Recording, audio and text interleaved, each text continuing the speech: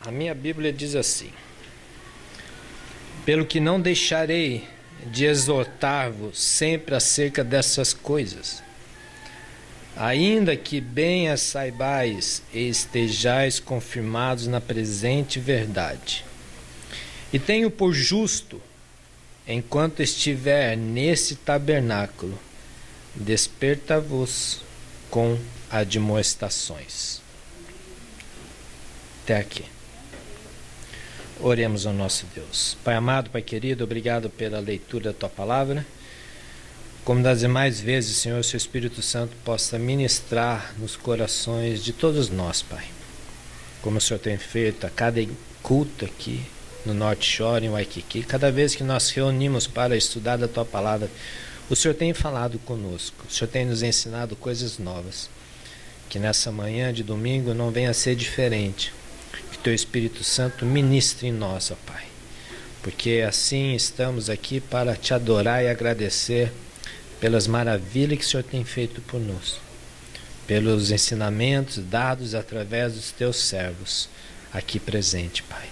É no nome de Jesus que eu peço a Tua misericórdia sobre a minha vida, Pai. Em nome de Jesus. Amém.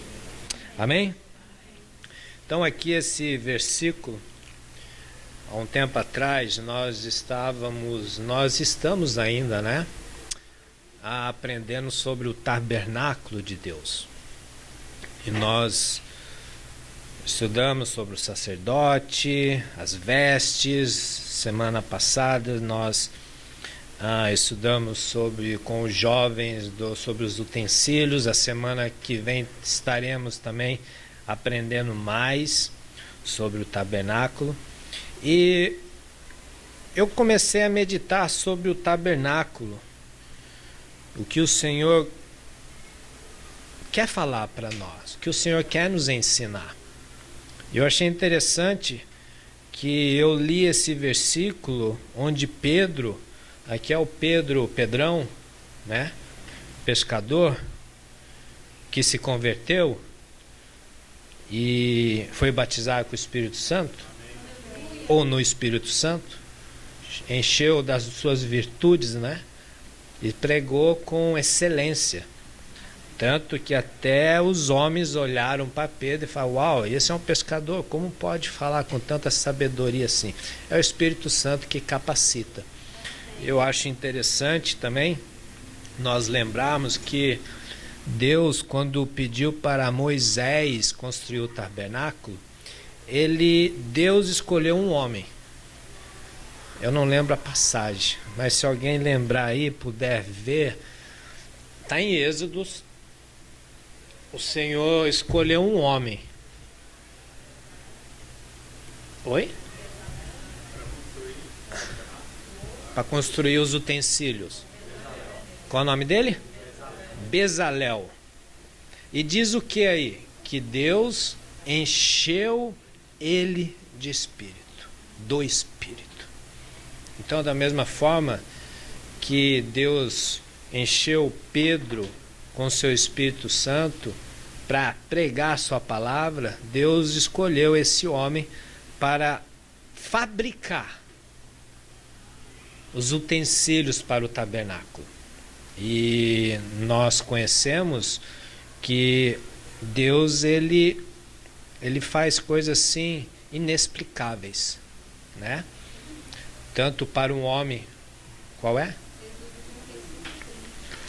Êxodo 35:30. Abre aí para você lembrar o nome desse jovem. Êxodo 35:30. Mas veja só como diz a palavra de Deus. Êxodo 35:30. Depois disse Moisés aos filhos de Israel: eis que o Senhor tem chamado por nome a Bezalel, filho de Uri, filho de Ur, da tribo de Judá. E o Espírito de Deus o encheu de sabedoria, entendimento e ciência em todo artifício, e para inventar invenções, para trabalhar em ouro, em prata e cobre, em artifício de pedra, para engastar em artifício de madeira, para trabalhar em toda obra esmeralda. Então o Espírito de Deus o encheu de sabedoria, entendimento e ciência. É assim que Deus faz. Então, quando Deus olha para nós, da mesma forma que ele olhou para Bezalel, ele nos enche.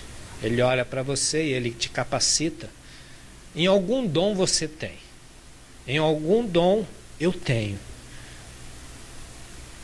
Nós somos, conforme a palavra de Deus, nós somos cheios do Espírito. Mas se ainda nós não somos cheios do Espírito, temos que buscar ser cheio do Espírito. A palavra de Deus diz para que nós não nos embebecemos, né? Não enchemos de vinho, mas sim de Espírito. Então, você cheio do Espírito, o Senhor te dá sabedoria, Ele te dá entendimento e conhecimento em todas as coisas. Em relação a isso, sobre o tabernáculo, estudando sobre o tabernáculo, eu vi que o Senhor, Ele é o arquiteto de todas as coisas, né? Nós já conhecemos e nós já sabemos disso. E o tabernáculo não foi diferente.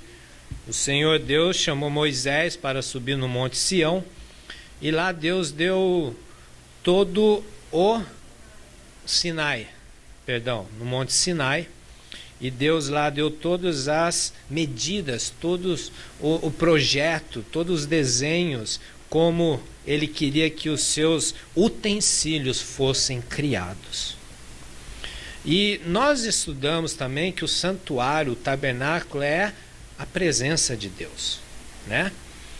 E eu acho tão lindo que nessas ideias meditando na palavra, eu comecei como se diz lá em São Paulo, a meditar bem profundo, ou até diz que é viajar, né? Você está viajando, né?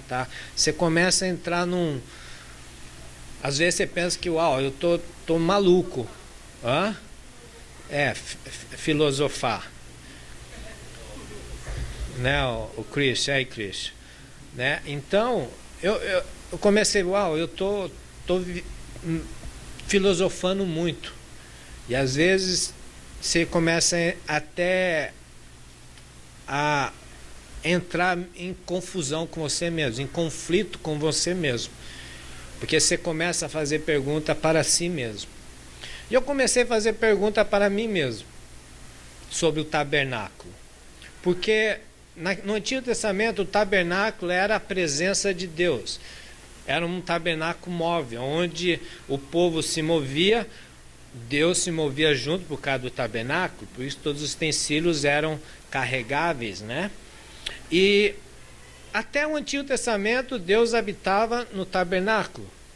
Depois do tabernáculo, Deus, né, foi para o templo de Salomão, mas Deus mesmo fala assim: eu não habito em lugares construídos pela mão de homens, mas a presença de Deus estava ali. E até Jesus, Deus fazia presente no templo, no tabernáculo. E após Jesus Cristo vir à terra, Jesus Cristo é e foi o verdadeiro tabernáculo. Por isso que Jesus Cristo diz assim, quando ele ora para o templo, ele fala assim: eu destruí esse templo em 3 dias, vocês podem destruir, mas em 3 dias eu reconstruirei. Jesus Cristo está falando do seu templo, do seu corpo, porque Jesus, ele foi o quê? Conselheiro, Emanuel, né? O Emanuel é Deus conosco. Emanuel é a presença de Deus na terra. Jesus Cristo foi o verdadeiro tabernáculo na terra. Amém? A partir de Jesus, a sua morte, a sua ressurreição, o tabernáculo subiu de novo para o céu, que foi Jesus.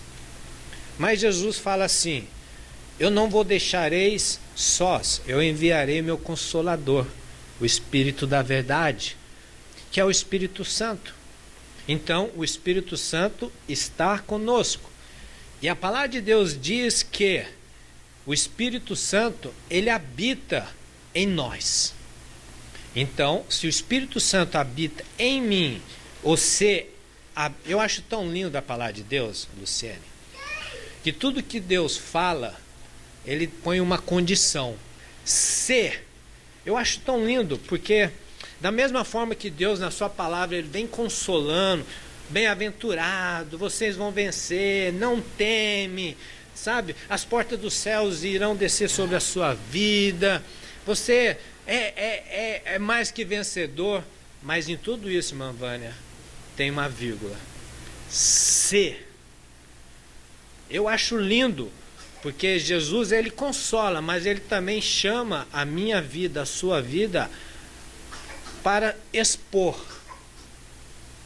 Não se expor diante do mundo, mas se expor diante dele. Se você, até Paulo fala, se vocês são cheios do Espírito Santo, se vocês, Paulo ensina várias, ontem nós tivemos um Bible Study e o pastor falou com tanta propriedade, e uma palavra que veio no meu coração, de tudo que o pastor falou, eu coloquei uma vírgula e coloquei se eu obedecer, se eu amar, se eu amo a Deus, eu obedeço os seus mandamentos. Se, então, esse se é uma condição para a minha vida e para a sua vida. Então, Deus fala aqui, então, se o Espírito Santo vive em você, se o Espírito Santo habita em você, você é templo de Deus. Diz amém. Amém. Mas se, como assim se? Porque nem todos são templo de Deus. Para eu ser templo de Deus, primeiramente eu tenho que aceitar Cristo. Todo mundo aqui já aceitou? Não vejo ninguém, né? Todo mundo aqui tem que ter o Espírito Santo dentro de nós. E quando o Espírito Santo está dentro de nós, nós nos tornamos, como Pedro diz aqui, um tabernáculo.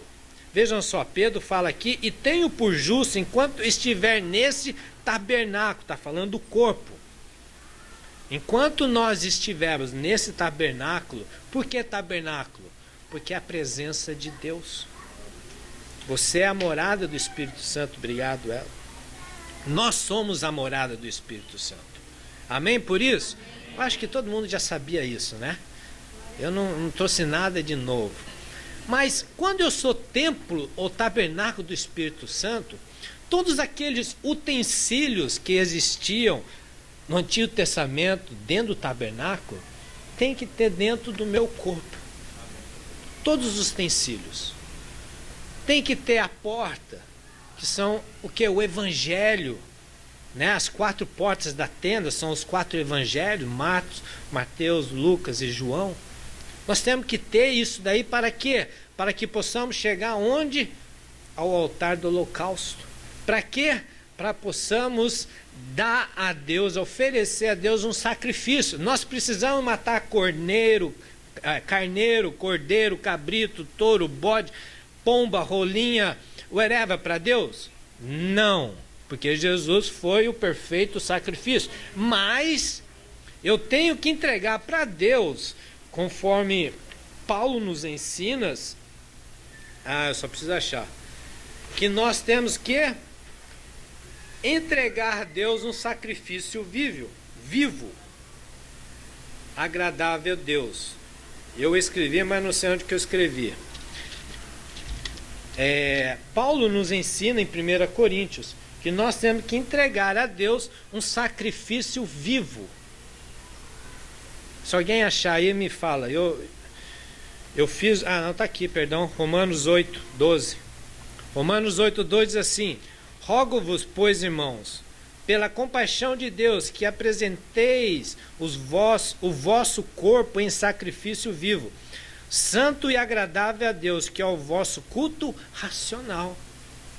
Eu estar na presença de Deus, estar na igreja, que é um sacrifício vivo. É isso que Deus pede para mim e pede para você. Não é isso também só vir na igreja. Não adianta você vir na igreja e a tua carne ainda estiver falando mais alto que o teu espírito. Porque aquele que é nascido do espírito vive no espírito. E aquele que é nascido da carne vive da carne. É isso que é nos ensinado. Então, para eu oferecer a Deus no holocausto, na arca do holocausto, eu tenho que matar a minha carne. Eu tenho que morrer. os meus desejos. É fácil? Não é fácil, porque a carne milita contra o espírito. É difícil, mas isso tem que ser um sacrifício para mim. Porque se fosse fácil, não seria sacrifício. Seria um outro nome. Como? Uma oferta. Mas quando é sacrifício, eu tenho que morrer para os meus desejos da carne. E é isso que nós somos templo do Espírito Santo. E Deus quer isso de nós. Se Ele não quisesse, Ele não nos deixaria escrito aqui em Romanos capítulo 12. Amém? Depois nós vamos para o quê? Para a mesa do lavatório. Nós temos que nos purificar. Nós temos que ser lavado e remido no sangue de Jesus. Nós temos que todos os dias nos purificar. Purificar das imundícies. Purificar de ser profano ou de profanar o templo da casa de Deus. Nós conhecemos aquele dia que profano é tudo que é comum. Nós não podemos fazer da casa de Deus um comum, uma coisa profana igual aí fora. Eu não posso chegar diante do Senhor profano. Como assim? Eu não posso chegar diante do Senhor comum. Eu tenho que chegar para Ele santo e consagrado. A minha vida tem que estar dessa forma. É fácil? Não, mas o Espírito Santo nos ajuda. É o Espírito Santo que nos consola. Por isso que Ele habita dentro de você, Ele habita dentro de mim. E é através do Espírito Santo que nós aprendemos a viver no Espírito, a mortificar a carne. Amém? Amém. Depois ali, eu não vou falar de todos os utensílios, mas eu vou falar do utensílio que mais me chamou a atenção. Foi que o Noah falou, o candelabro. Até o pastor falou ontem, que o Noah falou uma das partes mais difíceis. Todas elas são lindas, maravilhosas, mas o candelabro para mim me chamou muita atenção. Por quê? O candelabro, dentro da onde do santuário, ele não ficava fora do santuário. Então, se eu estou na casa de Deus, eu tenho que ser um candelabro. Você tem que ser um candelabro. Por quê? Porque Jesus diz que Ele é a luz do mundo. Nós somos cristãos, né? Somos Cristos menor. E eu e você temos que ser luz. Não só no santuário, mas fora do santuário. Jesus diz que Ele é a luz do mundo, né? E continua falando que Jesus, Ele, enquanto está aqui no mundo, Ele é a luz do mundo. Então Jesus, quando esteve aqui como sendo o tabernáculo vivo e a luz no mundo, Ele cumpriu o objetivo dele aqui. O que Ele foi, a missão de Jesus, Ele cumpriu perfeito. Aí quando Ele subiu, antes de subir, Ele chega nos seus discípulos e dá o poder. Todo o poder. Jesus fala, eu te dou todo o poder em meu nome. Vocês vão pisar em serpente, escorpião, beber veneno, não morrerão, porque o meu Espírito estará com vocês. E quando o Espírito de Deus está em mim, eu tenho que também ser luz em qualquer lugar que eu for. Eu não posso ser trevas, porque as trevas, por isso que Deus fez, haja luz. Para quê? Para dividir, para separar o dia da noite, né? Haja luz, porque existia trevas. Então nós temos que ser um candelabro na casa de Deus. Dentro da minha vida eu tenho que ter o candelabro. Eu tenho que ter o fogo aceso. E o candelabro, ele era aceso somente com o fogo que vinha do altar. O fogo que arde em mim tem que ser o fogo eterno. Jesus, Deus é fogo consumidor. É o fogo que tem que estar no meu coração. Para quê? Para que eu possa resplandecer a luz, não trevas. E a luz que vem do altar tem que estar no meu coração, irmã Vânia. Por que tem que estar no meu coração? Porque se não estiver no meu coração, é fogo estranho. E quando é fogo estranho, vai dar ruim. Aconteceu com os 2 filhos de Arão. Trouxeram para dentro do santuário fogo estranho. E quando eu trago para dentro da casa de Deus fogo estranho, dá ruim. E quando eu trago para dentro do meu corpo fogo estranho, vai dar ruim. Nós iremos ver, não no começo, não no dia seguinte, ou até pode acontecer, mas no decorrer, o que vem causar esse fogo estranho em nossas vidas. Amém? Amém. E eu sou a luz do mundo, Jesus disse, né? Em Mateus 5:22, abre a sua Bíblia lá, Mateus 5:22.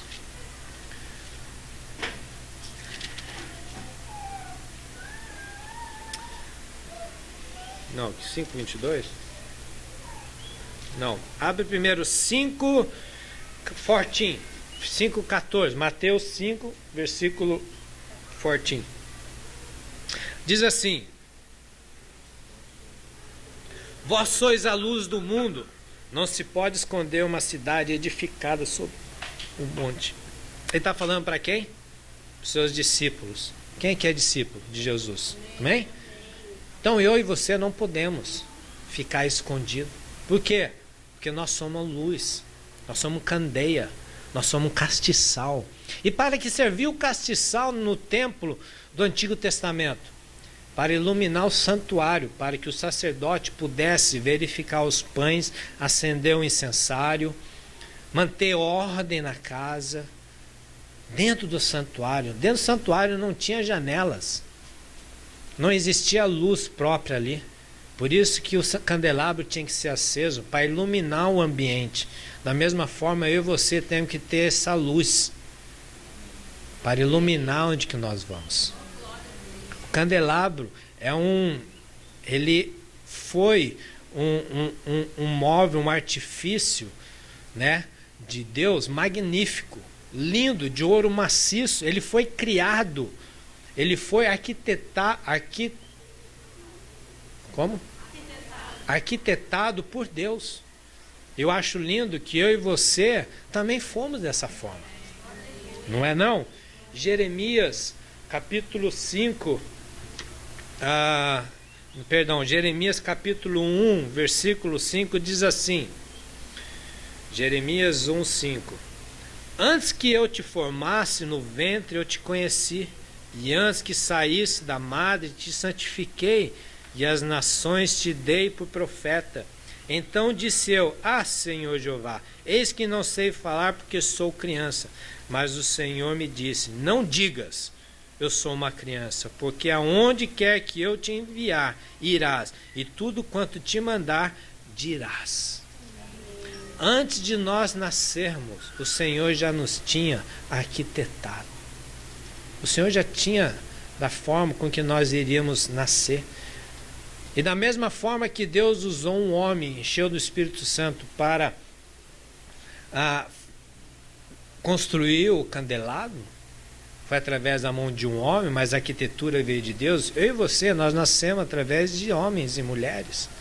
Mas o Senhor já tinha nos formado dentro do ventre. Para quê? Para que possamos ser o quê? O candelabro. Para que possamos ser a candeia, o castiçal nesse mundo. Nós temos que ser luz nesse mundo. E agora vamos lá em Mateus capítulo 5, versículo 22. Mateus 5, 22. A candeia do corpo são os olhos, de sorte que se os teus olhos forem bons, todo o teu corpo terá luz. Se, porém, os teus olhos forem maus, o teu corpo será tenebroso. Se, portanto, a luz que está em ti... Eu falei Mateus 5:22, mas é 6:22. Perdão. É que eu anotei errado aqui. Então vamos de novo. Acharam Mateus 6? Então vamos lá. A candeia do corpo são os olhos, de sorte que, tá vendo aqui, ó, se os teus olhos forem bons, todo o teu corpo terá luz. Se, porém, os teus olhos forem maus, o teu corpo será tenebroso. Se Portanto, a luz que em ti há são trevas. Quão grandes serão tais trevas? Amém? A candeia do corpo são os olhos. Por isso que eu tenho que ser luz nesse mundo. Jesus diz que nós temos que ser luz, porque Ele foi luz. E eu aqui, eu tenho que iluminar o lugar onde eu estou. Eu não posso trazer trevas. E o olho, principalmente para o homem, é uma das piores armas. Porque o homem, ele vai pelo que vê. E se o homem não tomar conta, cuidado, não vigiar, ele acaba tendo os olhos trevas. É a realidade do homem. Mulher já não é dessa forma. Mas é os homens. Porque o homem, Jesus diz, né? Se com teus olhos cobiçar a mulher do próximo, já pecaste. Né? Vamos colocar aqui para a mulher também. Se a mulher olhar para o homem da outra e cobiçar, já pecou, adulterou.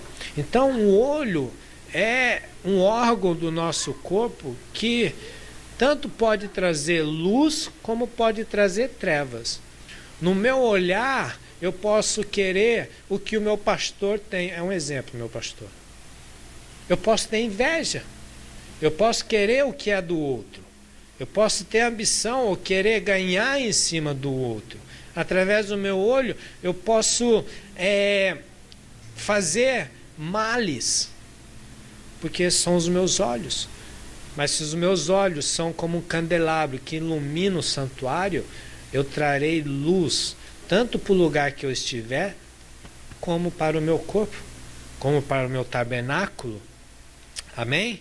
Então nós temos que ser a luz do corpo.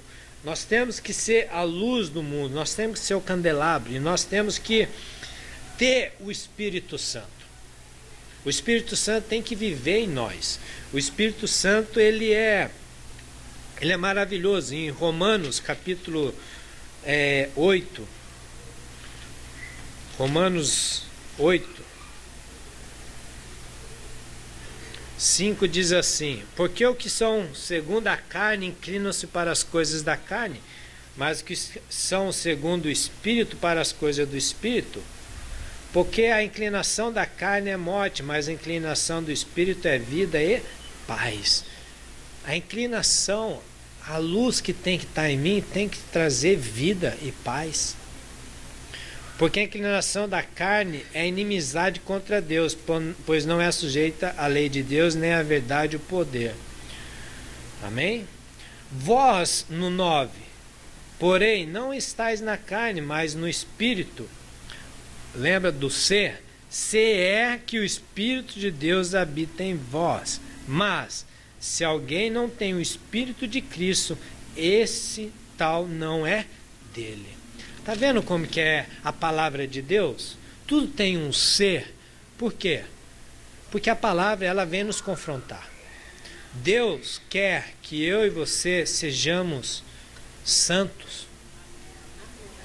Deus quer que eu e você cheguemos aonde Ele já fez morada. O Senhor tem nos exortado, tem nos admoestado, tem nos ensinado a viver em santidade. Agora, cabe a mim e cabe a você querer. O mesmo Espírito testifica com o nosso Espírito que somos filhos de Deus. O Espírito Santo, ele testifica, ele te dá alegria. Apesar em certas situações, certas ocasiões, onde nós estamos talvez entristecidos ou até desanimados com a caminhada, o Espírito Santo que está dentro de mim, que eu sou o tabernáculo, que está dentro de você, ele nos anima. O choro pode durar uma noite, mas no outro dia vem a alegria.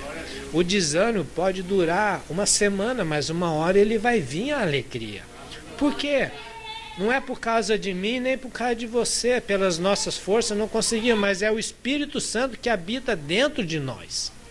É a luz que está no nosso coração, no nosso entendimento. E se nós somos filhos, somos logo herdeiros, também herdeiros de Deus e co-herdeiro de Cristo, se é certo que com ele padecemos, para que também com ele sejamos glorificados. Eu acho lindo, eu não vejo a hora de Jesus voltar, né? Porque é um momento tão maravilhoso que muitos não estão apercebidos desse momento. A volta de Jesus vai vir como um ladrão. E se eu não estiver preparado, a graça é para todos. Nós vivemos na dispersação da graça. Mas mesmo assim, a palavra nos exorta a viver em santidade. Para eu ser santo, eu tenho que ser santo na vida do meu pastor, da minha missionária. Para eu ser santo, eu tenho que ser bênção na vida dos meus irmãos. Para eu ser santo, para eu ser perfeito, eu tenho que aprender a perdoar. Nós aprendemos ontem. Para eu ser perfeito, eu tenho que aprender a amar. Por que isso? Porque Jesus está voltando. E quando Jesus voltar, será um momento maravilhoso, onde a palavra de Deus diz que nova terra e novo céu tem para nós. Em Apocalipse, capítulo 22, no versículo 5, diz assim: e ali não haverá mais noite, e não necessitarão de lâmpada nem de luz do sol, porque o Senhor Deus os alumia, e reinarão para todos sempre. Nós já não precisamos mais ser. Nós já temos o corpo glorificado. E se você começa a meditar na palavra de Deus, você começa a imaginar esse finais do tempo, onde descerá a nova Jerusalém na terra, onde o meu corpo, o seu corpo, não haverá mais corrupção, nem dor, nem pecado. A palavra de Deus diz que nas portas da porta não entrará mais corrupção, pecado. Mas para eu chegar lá, eu tenho que permanecer firme. Se permaneceres firme, se permaneceres fiéis, se permaneceres na palavra, eu posso ser a pessoa mais agradável ou desagradável do mundo. Mas se a luz está no meu coração, se a luz resplandece de mim, as pessoas virão Cristo em mim. Porque nem todos gostaram de Jesus. Nem todos foram com a cara de Jesus. Nem todos seguiram Jesus. Mas Jesus fala que ele foi a luz no mundo. Nem sempre as pessoas vão com você, com seu jeito.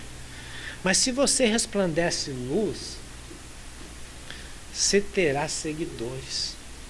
Você terá pessoas que querem estar com você. Mas nem todos vão querer estar. E para eu ser essa luz, eu tenho que ser o espelho de Cristo. Eu tenho que ser o verdadeiro candelabro. Eu tenho que estar conectado na coluna principal, que é Cristo. Foi que o Noah ensinou, que o pilar principal é Cristo e os ramos são nós. João 15, a videira verdadeira. Eu tenho que resplandecer luz. Por isso que Deus mandou colocar o candelabro lá. Para quê? Para que pudesse iluminar o ambiente. Eu faço uma pergunta para vocês. Apesar de tudo que eu falei, você tem sido um candelabro aonde você tem estado? Não precisa responder, responde para você mais. Examine-se, pois, o homem a si mesmo. Se eu examinar a minha vida, será que eu tenho sido um candelabro? Eu estou dentro do santuário? Será que eu sou um candelabro dentro do santuário ou sou um candelabro fora do santuário? Eu sou útil para o serviço do santuário? O candelabro ele era útil para o serviço no santuário, porque através dele o sacerdote via os pães, analisava. Será que eu estou sendo útil na casa de Deus?